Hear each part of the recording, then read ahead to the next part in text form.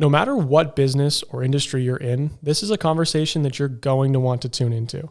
Today, I sit down with Nick and Nate, owners of Grindstone Sealcoating based out of Massachusetts. They're looking to grow their seal coating operations to ultimately operate in 10 states over the course of the next 10 years, with an ultimate goal to be a national presence in asphalt services. They handle seal coating, asphalt repair, and overall asphalt maintenance.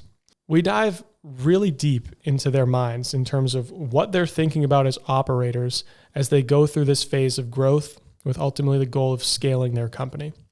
And what we've learned in the past as we've talked to other entrepreneurs in a similar position is there's a lot of unknown. How do you make that first hire? How do you properly train your employees?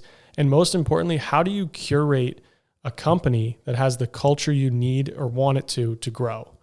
And ultimately, without your employees supporting you and being bought into what you're trying to do, it's very difficult to create an efficient and high-achieving operation.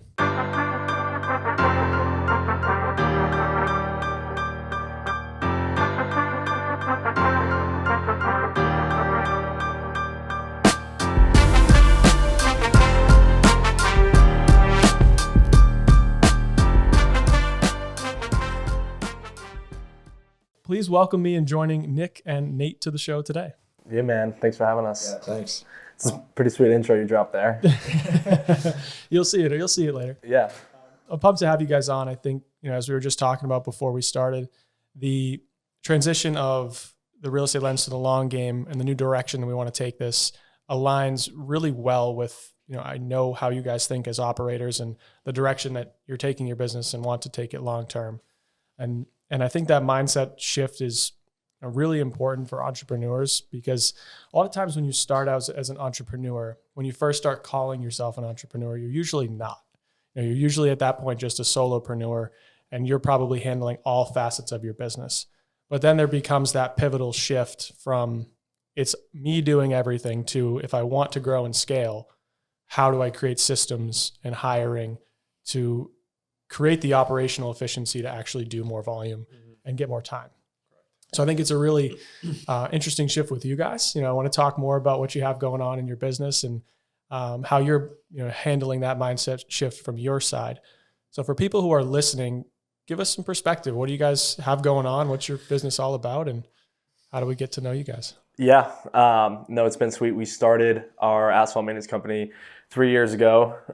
It feels like yesterday, and kind of like you're talking about, we did start as those solopreneurs where we were doing every single thing.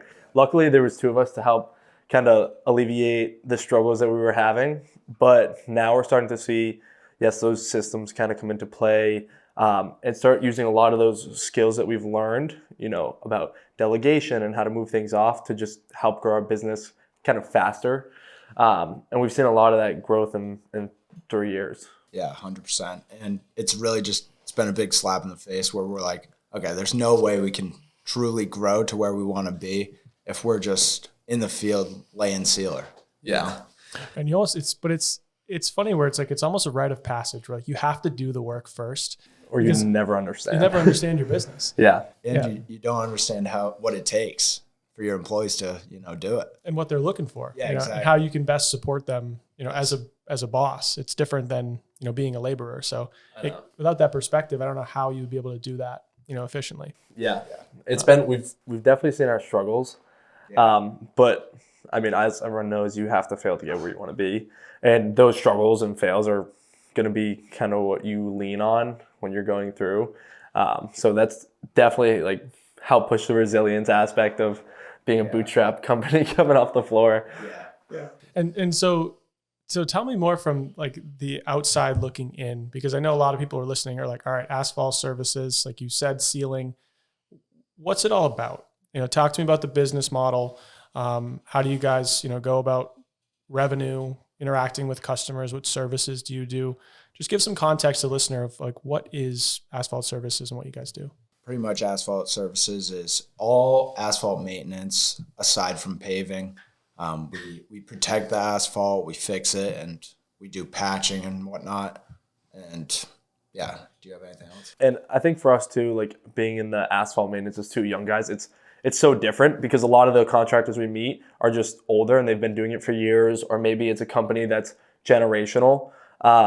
So coming in and just starting on our own has been pretty cool. And then just like Nate said, yeah, it's the seal coating and protecting the actual asphalt layer and making sure that Mother Nature doesn't destroy it, because it's thousands of dollars to fix it over time. And I think getting people to understand what we do is really important. Like even when we're in Connect Woo, because you don't realize that some people might not think, about what you actually do, and you have to really explain it or get them to know. So telling people, hey, we're going to protect the surfaces of the asphalt to make sure that you're not paying, thousands of dollars. Like a seal coat, right? Or something like that. Exactly. Yeah, and it's all about the education, like making sure our clients know why they're doing it. And before we even started, I didn't even know what it was. And then, I slowly learned that it's super beneficial and it protects your investment. And that's what we have to portray it towards like all of our clients. And it looks a lot better. Yeah, it does look a lot better. It looks a lot better. Yeah, they don't realize how much money that they're going to go spend just to redo it. But it's just because the education's not there. So if we can come in and educate, like that's where we're really doing our job. And so talk to me from the numbers perspective. Like say you have an average driveway, it's 2 cars wide and maybe 4 cars deep. Like what would the rough cost differential be from say paving to you guys? Is there like a general number you have in mind to help people conceptualize that? Yeah. So to put it more simple, pretty much seal coating is just about like 1/20th of the cost. Wow. So if you maintain that every, 3 to 5 years after you get it freshly paved, you're fully just keeping that lifespan going. Yeah. And so your model is, more it's frequency and recurring customers is kind of your main focus. You want to get in there, help them maintain their driveway, and hopefully keep that relationship going every couple of years thereafter. Yeah. Exactly. Yeah, I mean, it's a win-win at the end of the day because, we're constantly building that relationship and coming back to do the work, but we're saving them thousands of dollars. So, and on the front end side of things, I would imagine the job timelines are a lot smaller in general than paving. I know for seal coating, like you might be able to do a driveway in an hour or two. Yeah. Is that fair? Yeah, it really depends on size. We can, put down between 15 to 25,000 square feet of residential in a day. So what that kind of correlates to is some companies can pave one driveway, we can seal coat 5 or 6. So it really just depends on size, but obviously like we can do some numbers, and that's really where the revenue makes a play and profit margins come in, is you want to be able to get a lot done. Right, do a lot in a day as opposed to like one big paving job. Right. You guys are doing 5 or 6 smaller jobs. Yeah. And with that, I'd imagine, so shifting to like that operator lens, like the more you do of something, there's a lot more behind the scenes. So you have a lot more paperwork, you have a lot more quotes, follow-ups, there's more customers, right? I look at the example of, a builder, high risk, right? There's only 1, maybe 2 projects a year, depending on the scale of that they're building. Some developers might be 5 years before they complete 1 project. So your time's all focused on one thing versus, if you're, flipping houses, you're going to have to do, multiple of those in a year. So there's just more transactions. So at what point did you guys realize, okay, we can't be, boots on the ground anymore? Like what was that pivotal shift? I personally think it was when like we were working all day and then we would take the last hour of the day or go into nighttime to be doing quotes, because we had to make sales to go ahead and actually do the driveways. And so we were doing all this work, and it was just too much on our plate. So we kind of had to just grind it out the rest of that year and then bring someone in the field. Yeah, I mean, we had to we were just doing 10 hours a day seal coating and then doing quotes till like 9 p.m. and we're showing up to people's houses when they're trying to go to bed, trying to measure out their driveway. Covered in sealer. And we just had no time because we couldn't afford to, take a day off where we're not seal coating if it's sunny out because we needed to, keep the cash flow moving. Yeah. But we had to get the quotes done to get the job. So it was kind of, we kept shooting ourselves in the foot. Yeah. And we realized pretty quick, honestly, that we were capped out. Like quickly we understood, luckily, like I think a lot of people, they don't get it. Like you can only do so much in a day. And so we realized, okay, even if we had all the work in the world, we were only going to be able to hit a certain revenue number or within a range. So we're like, okay, if we really want to grow to the EBITDA or, the amount that we want to build to, then we better start bringing some people in-house. Right. Yeah, and I think that's a lot of times people might know they're tapped out, but they don't do anything about it. Right. Like, I think there's a good question, and I forget where I've heard it, but it essentially says, if you were to double your business tomorrow, what happens to your company? And a lot of entrepreneurs will say, I'm dead in the water. There's no way I could do more business. And I think fundamentally, that's like the inflection point of, okay, if you can't take on a 50% increase in revenue in the next month, something has to change. You don't have the right systems, you don't have the right people. Because ultimately, once you build that baseline system, then it's just, plug and play. Okay, the last time we wanted to get more business, we hired a new sales rep and admin. So if we want to do it to double our business again, let's do the same thing. Right. So I think it's having like that baseline system to be able to see the vision for how you could possibly maintain, doubling your business. Yeah. Because it's funny how many entrepreneurs you'll ask that question to, and they'll all say the same thing. Like, I would be dead in the water. And I think that's something we're going through right now. Bringing people in-house, understanding that luckily we've had a lot of growth in our business, but at the level we're at now, we would not be able to operate and actually take care of the business. So just bringing people in-house and starting to create this team, bringing in real leadership roles, learning how to delegate, like I said, it's been interesting. And we're really going to see how that plays out, as like a newer company and, building these first-time roles, hiring people, telling them, hey, you're the first person who's going to be in a full-time office position with us. So any help that you can give us is great. But I think leadership's going to be a big way on how we move. So to get to that perspective a little bit more from building the team, because I feel like a lot of people, that's where they struggle. Like, they might have the moment of realization of, okay, I need to hire someone, but they have no idea where to start. And you guys just hired, you said, your first full-time admin in the office. Yeah, which is sick. And we're excited to kind of start building out systems, and she's great. And I'm just excited to be able to lead people. Yeah. I think we've earned our stripes on, doing the work in the field and running all the roles. But now it's time to earn our stripes as leaders and learn how to build up other people so, they can in turn help build our company up. That's awesome. So what was that process like for you? Because I always like to ask the question, like, your first hire is such a monumental accomplishment. And a lot of times there's so many unknowns, and, you just take the best step an entrepreneur can, which is just action. I think a lot of times people, they'll stop before they have like the perfect roadmap, but in the end, it's actually the imperfect action that moves the needle.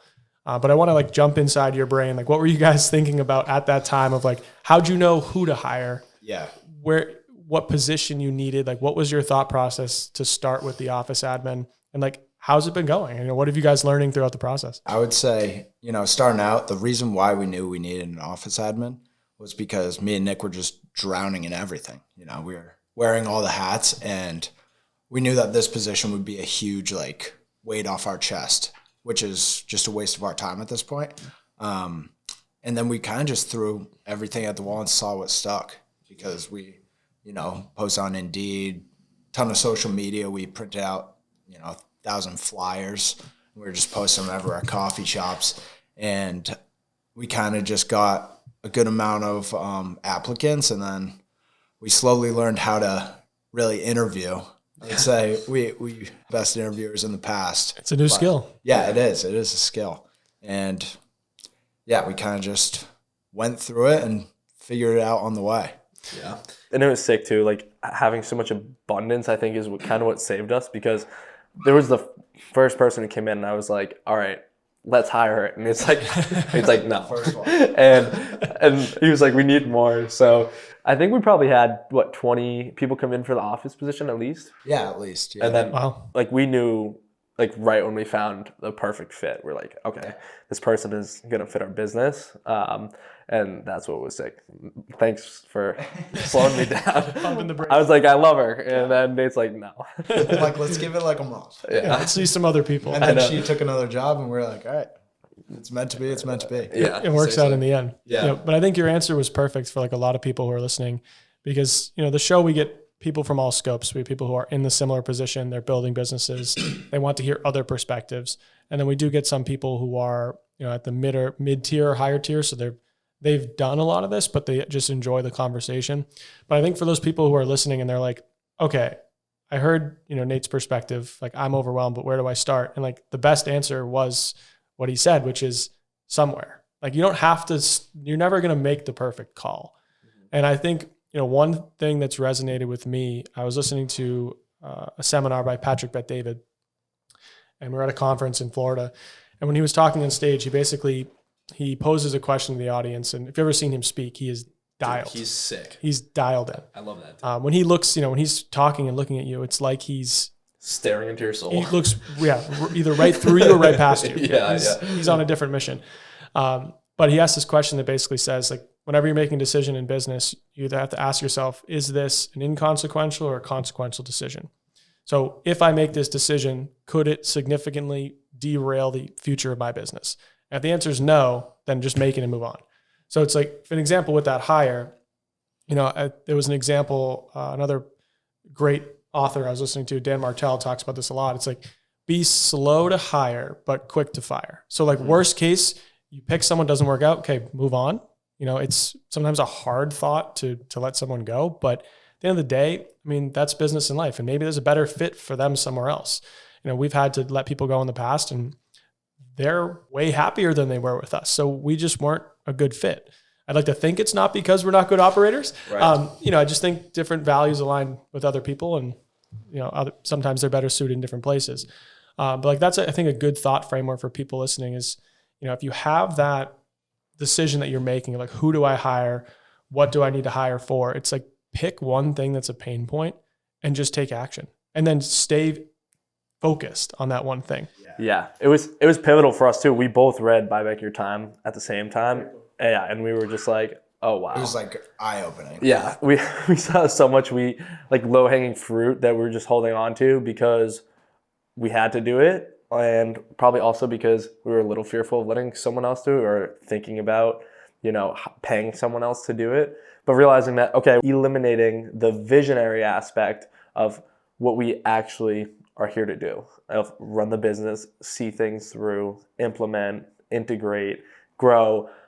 But instead we're sending emails. Instead we're, building out these stupid documents that need to get done, but don't really help generate revenue for the business. And that's a really key point, the revenue generating activities, because we talked about this concept a lot on the podcast. And I think it's a hard thing for people to grasp. And even for myself, you have to break a long standing habit of just taking ownership and doing things. That's like one of an entrepreneur's greatest skill sets in the beginning is just their ability to get stuff done. That's what starts you out. And it's hard. Like something comes across your desk or you get a text and you're like, well, it's already right here. I'll just do it. Right. Yeah. But it's like, that's where you have to stop. Like when you have that thought, you got to write that down. Okay, this was a moment where I said I should delegate this. And then go back and look at all of the moments and see what type of person could handle that. And I think we both need to get better at that too. We do. 100%. You'll always be improving though. Yeah. It's a really hard thing to learn. Yeah. Yeah. It's ever growing. Yeah, we're definitely not perfect. I think too, getting clear on roles of, okay, Nate is in this role, I'm in this role, and Cooper's in this role, but showing other people how to own their role. Like if Cooper is in sales and he's killing it, right? Just let him own that side of it and just pump him with confidence. Like, hey man, you're doing great. Let me know what you need, but that's your role. And making sure people don't cross paths, because that's often where I think you see a lot of confusion of okay, why is Nick handling the estimates, but it's not his position, and you see some frustration from the other side. I think that's part of the learning, the learning curve. And it's a hard thing to master because again, you have that inherent nature of being an entrepreneur where you might want to double check something that really doesn't need to be double checked. And if it's almost like if you have that doubt of someone's ability to manage the process, or the thought of overreach, I shouldn't need to check the estimate, or why is Nick or Nate looking at the estimate when they don't have to be? Well, if you're, Nick or Nate, it's almost like that's a process and procedures problem. That's not a skill set problem, because clearly, you trust your employee to do it enough most of the time. It's just setting the right standards and expectations which is something I'm learning more as I brought on my first assistant almost a year ago, and I'm going through the same thing. And it's hard because you want to quality check, but you don't want to overstep and become a barrier, because that's the funny thing when I've learned about when you hire people is sometimes the best thing you can do to drive activity is step away. Just give them the formula. Here's what we're all about. Here's our standards, here's our procedures, here's some templates. If you have a question of X or Y, you can send to me for review. But other than that, I trust you to crush this position. And it's like sometimes it's funny where you're like, wow, they do it way better than me. Like my assistant is way better than me at many things that I thought I was the best at. Yeah. Right. And now I'm so grateful I have him because I can go do things that I'm good at. Right. And it just moves the needle so much farther. But it's hard. It's hard to like take that step back and trust. Yeah, it's all about trust. I mean, I've definitely been in situations where I'm like trying to oversee something that I don't need to oversee and just like step in and take control of it, where I'm like, all right, like he's better than me at that. It's like, what am I We've doing? done that to each other a lot too. 100%. Like, I'll be like, all right, Nate's going to the estimate. Hey, I'm going to go with you and just make sure you get everything. But it's not because I don't think Nate can do it. It's just like I'm trying to be a control freak, and I'm like, just go. And gotta let him own It it. takes some discipline to like just, take yourself outside of it and just be like, all right, this is the best like thing for the company. Yeah. And I think when it comes to employees too, setting realistic expectations and setting them up for success. Like we've been having that conversation a lot as we bring new people on in an office position or in the field. Okay, what do the first 30 days of success look like? And making it realistic for them so they can have something to achieve. Like not setting unrealistic expectations, still being there for guidance, but letting them go through it and understanding that, okay, 80% is good is 100% great for us, because they're never going to be 100% as good as we are in our own eyes. Yeah. Right. There'll always be something that you would have done differently, but different doesn't always mean, not excellent. I think that's a hard, exactly. It's a hard thing. I found myself in the beginning, I was doing that too, where, someone on my team would send an email and I'd be like, hey, next time do this or that. I'm like, did the consumer understand what they were saying? Yeah. Yes. Was it professional? Yes. Okay. I don't need to like critique, their use of apostrophes. Like not that I did that, but you know what I mean? I don't need to micromanage the little stuff. But it's easy to do that. Like it is. When you're in your rhythm for so long, especially in that solopreneur, and we have been, it's like, okay, well. And it's your baby. Yeah. You want to make sure everything's like perfect. Yeah. When it will never be. Yeah, it's not gonna be. No, it won't be perfectly in your eyes, but it can still be very, very good. I always make the analogy too of like, when it comes to hiring, that was one thing that, our team struggled with is inevitably you have to start to delegate more to do more business. And we're obviously slightly different business, very much still customer service, but our client interactions are longer term. So there might be, an hour phone call about finances and 3 or 4 of those throughout the process. So those touch points and relationships are really important. But the only way to do more business is you have to have someone else make those calls or some of the calls. And, I always look back and it's like, you struggle to delegate the important touch points, which I don't think you shouldn't delegate everything. I think there should be some high value touch points that you have with certain customers or certain business partners. But even just one customer, it's, we treat all customers the same. So it's like, well, how am I going to not take, John's call and take Susie's? It's like, how do I do that? Mm-hmm. But I think once you build up the trust in the process with your team, that they're going to handle it in a very similar way that you will. And at least all of your core ideals will always be portrayed. And at least if you have that confidence, it's a lot easier, but it never goes away. Like you never have that moment where you're like, oh, it's, what if XYZ happens? What if they don't say the right thing? Mm-hmm. But in the end, I use the analogy of like, do you think Coca-Cola cares if someone doesn't like the drink? It's like, no. Or they make one bad bottle. It's like, no, they do billions of soda sales. Yeah. So it's just part of the process. It's part of that 1 to 5% that you lose in business. And the hope is that you just do enough of it where you don't really feel it, Exactly. It's hard though. Yeah. And that's too, like the different thing for us, like you said, you're in a longer relationship with your clients. I would say our timeline with a client is roughly 2 weeks for, an average driveway or parking lot. but we're staying in touch with them over 3 to 5 years and making sure that we're constantly hitting.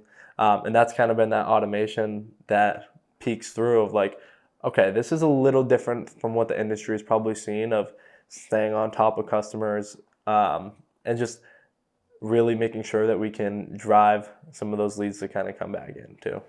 And I want to talk about that a little bit more, but before we completely switch gears, I want to jump back to this office admin you guys hired, because I love picking brains on this whole topic. Yeah. What's training been like? Do you have a general system? Like, how have you been interacting? What are you learning? Anything new? Is there something, you think would be helpful for the audience to know as you're training your first employee? And talk to me about that. How's the training going? You want to kick it off? Yeah. I mean, it's been interesting. Delegation. That's good. Yeah. Delegation right there. It's been good. I mean, we haven't really started the training process with her yet. We've been, talking, trying to figure out what's the best way for us to do this. Cause especially for this office admin, that's going to be the most in-depth training we're going to have to do. Cause she needs to be our business. Cause she's the first person that any client hears when they call, and she's, communicating with everyone. Right. So I don't know. It's going to be interesting, but it's just going to be making sure we're very thorough and we know how we want things to run specifically. I think too, getting with people, like we have this advisor friend who's helped us, and she actually grows teams for a bank. So she's been kind of helping us see what employee success looks like, because that's what's hard for maybe us to see, going back to that, 80% is just as good as 100% is, if someone else is doing it for you. That's been a lot of help in setting the expectation of, hey, this is what you need to understand. And then creating the resources that they can use for training. Okay, here are Loom videos on how to use the CRM program. Here are Loom videos on how to answer the phone call, scripts on how to answer the phone call, and kind of creating these, the playbook, these tasks is tough, but luckily the person that we're going to bring in, she kind of sees that we're growing, and we told everyone that we were going through the interview process with, when you come work for us, you need to have a bit of grace, as we're newer, and this is our first time hiring for this role, but she's like, well, I'll help you build the employee handbook. I'll help you create these scripts, and really hiring the right person to come in who's already somewhat knowledgeable, and now we just have to train her on our business, not on how to answer the phone the right way. So it's pretty cool. Yeah, that's a nice leg up to have. Yeah, but I think what you said too, which is, I don't think often realized in the beginning, is creating that vision of what a successful role looks like for the person who's taking it. Because you might have the perfect plan and the perfect training for how someone can do this role, but if they might know how to do everything, but if they don't know if they're doing a good job, it's a hard subconscious thing to not have a grasp on. But initially, it's just not something you think about. You're because you're, as an entrepreneur, you're so focused on how can I get them to do the best job, but you don't always tell them what that looks like. Setting those success metrics and those KPIs. It's funny, the KPI term, I've done a lot of digging on it, last year or two, but before the last year or two, I have no idea what that is. I'm like, KPI, something with my car, I have no idea. right. But it's because you're not in tune with it until you start to hire. Yeah. But it's so relevant. Yeah, it is. And it's crazy the amount of interviews that we did, and we would ask people, what would make you not want to show up to work? Or, how can we as owners or bosses or whatever really help you grow? And a lot of it was just tell me I'm doing a great job, and set the standard and hold me to the standard. And when I hit the standard, tell me that I'm doing a great job. Yeah. Or tell me if I'm not. Don't just keep pushing it off and then finally snap, Right. Yeah. It's nice because we're able to take the advice. I think it's been huge for us. We're not one to have our own opinion and just stick with that. It's please tell me what you think, or hold us accountable so we can be better for you. I think that's going to be a big leg in our growth. 100%. No, it's very true. And I think I'll have to share this podcast with you. That's by Alex Hermosi, he did recently. It was in the last 6 months. I was listening to it in the gym, and it was on this exact topic of how do you motivate and create a business culture that works for you, like get people inspired with your leadership and your company. And one of the topics he talked about was kind of like that psychology of learning what excites people. And you don't really think about it again until you get to this point, but the question is, how does this person want to be guided and coached? Because everyone's different. Like even in sports, like that person on your team who wants the coach to come over and smack him on the butt, hey, nice job. And then there's the other player who just wants his name in the newspaper. He doesn't really care what the coach says. He doesn't, he's going to play. He's not worried what the coach thinks. He wants to see his name in the paper. So it's like the same thing for, the employee-employer relationship. Like, how does that person, especially in a sales role, like how do they want to be recognized? Is that someone who wants to get awarded a trip somewhere? Mm-hmm. Some people like me, I don't really care. All I want is just, the recognition of, hey, you're doing a great job, and that comes from my customers. So I don't really need a pat on the back from management, but some people do. Mm-hmm. So it's understanding like that aspect of employees, which again, as I'm diving more into this whole process, it's so interesting how much psychology comes into it, because it's true. Like you can be in your mind the best possible coach, but if you're telling them things that don't matter to them. Yeah, if they don't want to perceive it in that way. Yeah, or like if you gave your office admin, I don't know, like a vacation, and maybe she's not someone who likes vacations. Yeah, she likes to stay around town. Right, just give me a bonus. Like give me $5,000 instead of a bonus. So it's just so different. Yeah. How do you not ask someone, how they want to feel in your workplace? Like I kind of had that realization when we started interviews, because I wasn't. Like we both weren't. We were just like, okay, great, and like really kind of drilling them. Instead, kind of switching gears, we're like, okay, let's see what they want from us and how they want, the culture to be, and see if it actually aligns with our values, because we already know. Right. Like if we can see what makes them feel great and align with our culture, and it works out, then great. Yeah.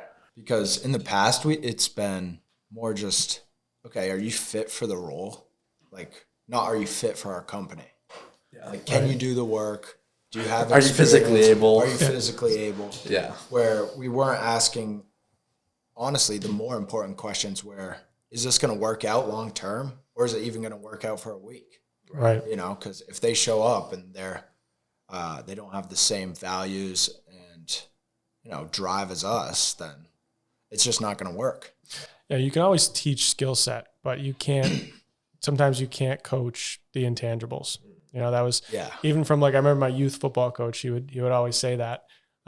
He's like, control the controllables.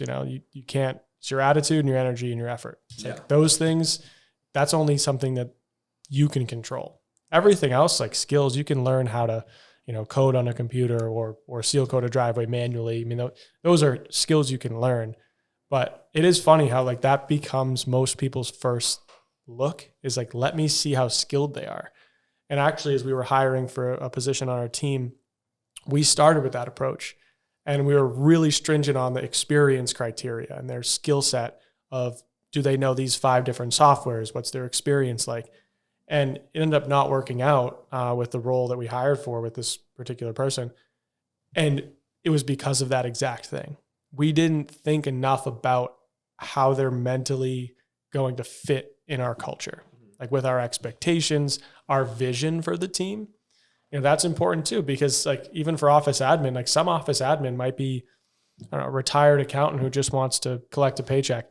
That's fine. They're probably really skilled, but if they don't want to do high volume and help you guys grow the company and be part of the growth, like that's always going to be, a point of contention.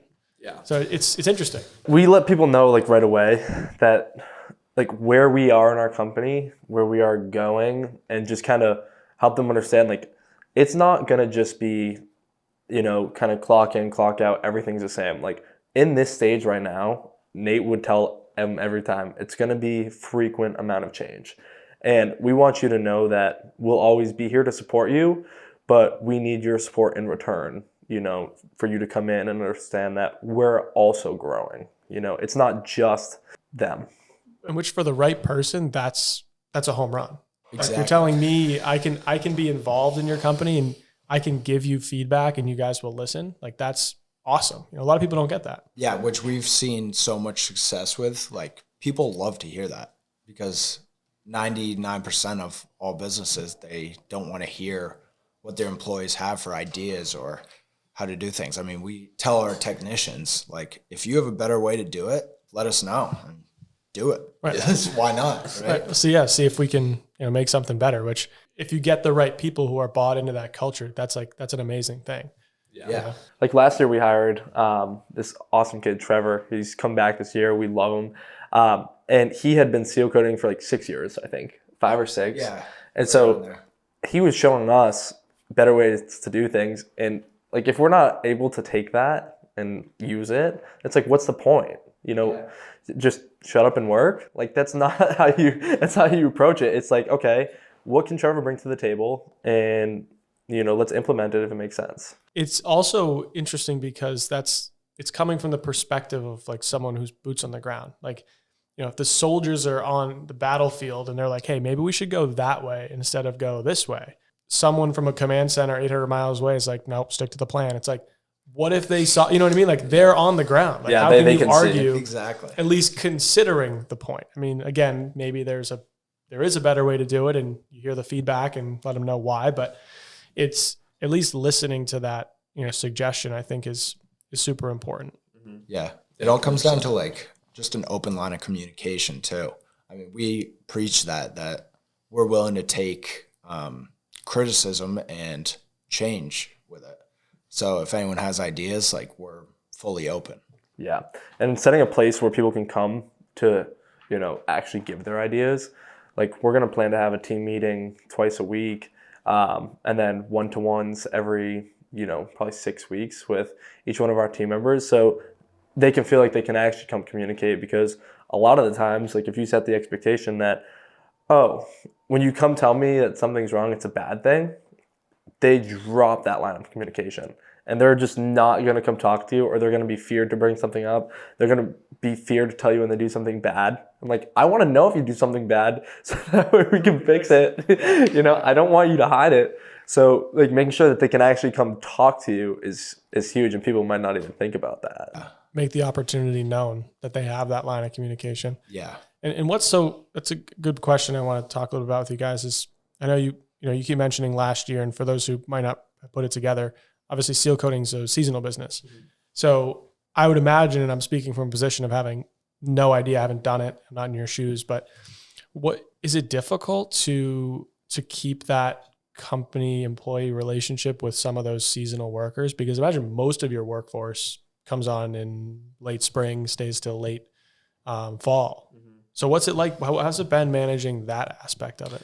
Yeah, it definitely is tougher than, a full year-round business, just because there are those temporary layoffs. And even for Nick and I, it's a slow season. Right. I mean, we're not slowing down in the fact of like stopping working, because we are constantly growing, but we're not seal coating. Right. So it's tough because we try to make sure that people stay connected, and we'll still meet up with Trevor weekly and talk to him and make sure he's doing good and he's feeling good, so we can kind of keep that bond. Yeah.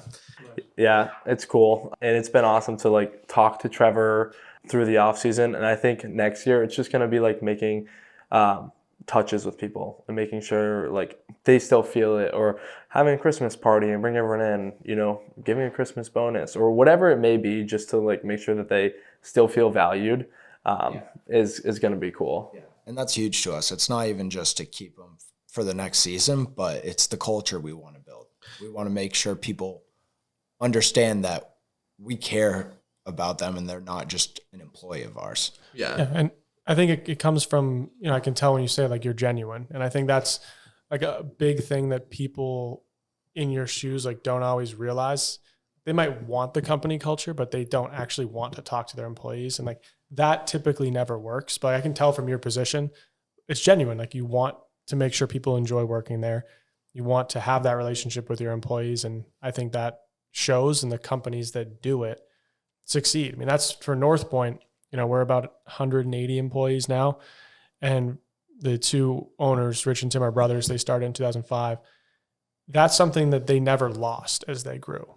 And it's funny, now we're in a company of 200 employees almost, but there's still a company email that goes out every Friday where one of our sales guys just picks a favorite of the week and tells a quick story about, his pig up in New Hampshire, up in Maine, or he tells, a story about someone in the company who did something excellent, above the standard is kind of what he says.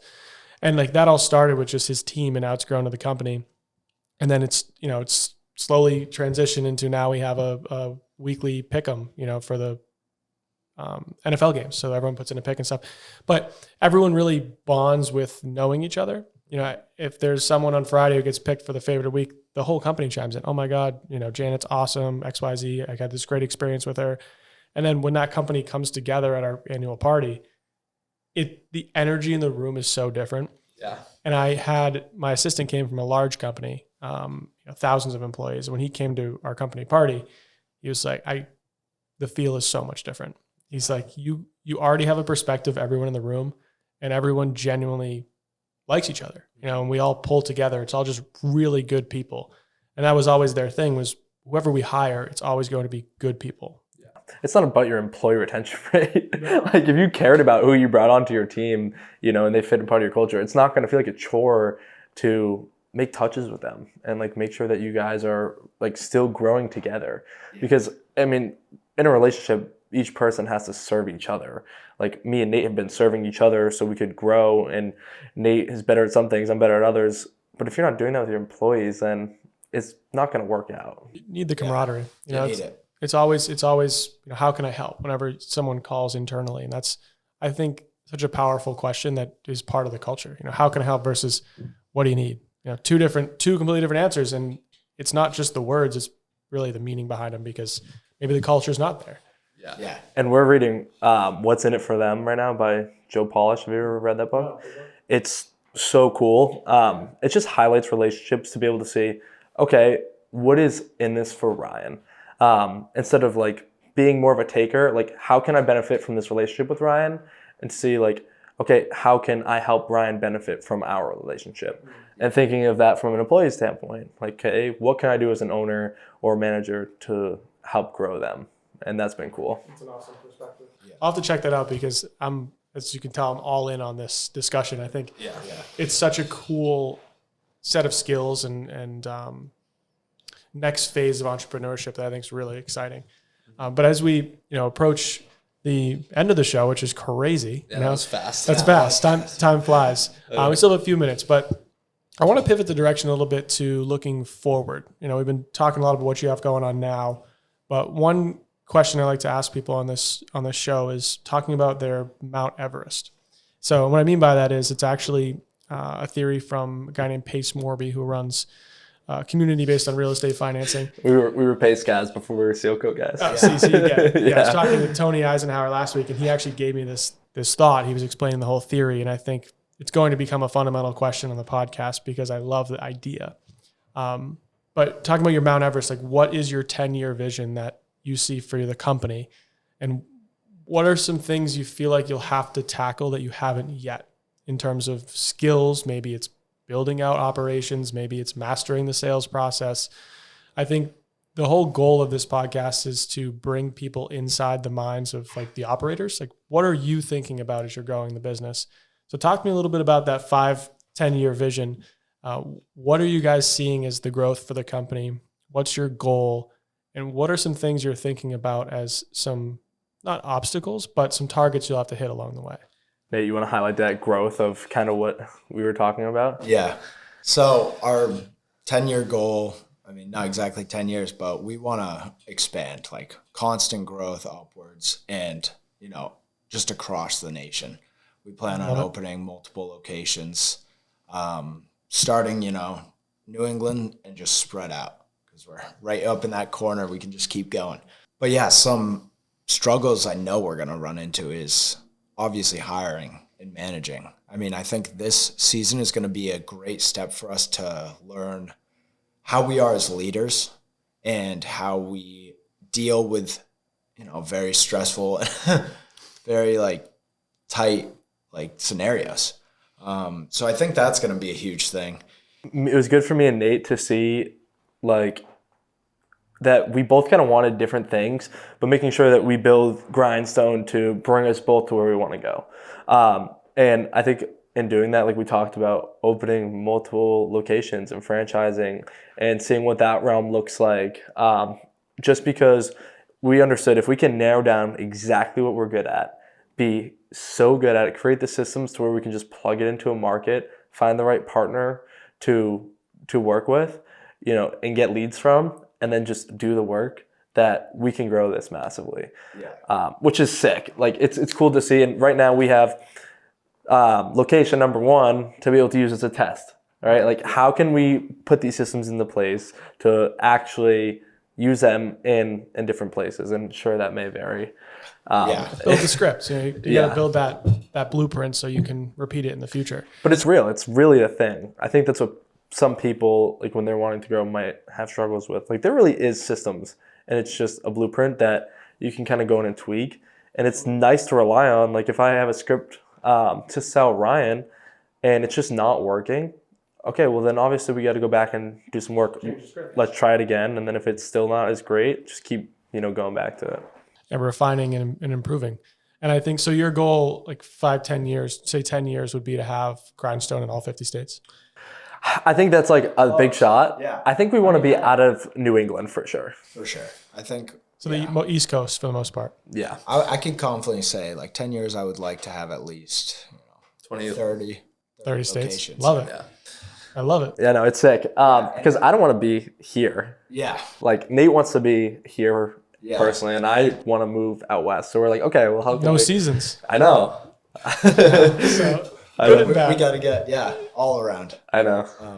And it also comes down to, we're just like overly confident, like almost to a fault. We're just like, oh yeah, we can definitely get that done. You have to have Yeah. Yeah. You have to. Yeah, we fell on our face so many times, but it always pays off. It always works out, so. And I think, and to touch on that too, and I love the goal too. I think I can tell as you talk about it, like you smile. And I think that's one thing we talked about in the last few episodes with Ben Carboni and Tony and Ashley Eisenhower, is like, if your goal doesn't make you smile saying it out loud, like it's not big enough. Like if you sat here in front of me and said, we want to open 3 locations, like you guys would both be straight faced because you can do that. Yeah. And I think it goes back to like, not the idea of fake it till you make it, because I don't like the premise of that phrase, but I think it's almost, look at these goals from the perspective of the person from 10 years from now who's done them.